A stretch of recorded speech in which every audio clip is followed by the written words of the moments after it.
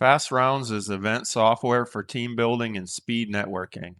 It handles round rotations automatically so you can focus on hosting, not logistics.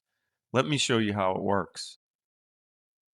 As a host, you'll receive a 5-digit event code. Enter it in on the home page to access your event. This brings you to the setup page.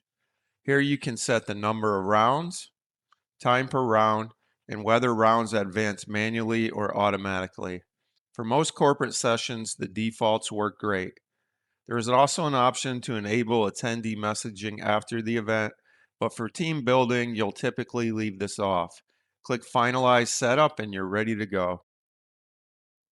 You're now in the event control page. This is your command center. Share this 5-digit code with your attendees or display the QR code so they can scan and join instantly. As attendees join, they'll appear in your full participants list. You can remove anyone if needed or manually add a participant. When everyone's ready, click Start Round.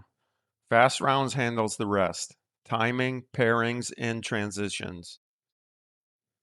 The current pairing section shows who's meeting at each table during the round. Now let's see what attendees experience. Attendees enter the 5-digit code you shared or scan the QR code to skip this step. They enter their name and optionally their title.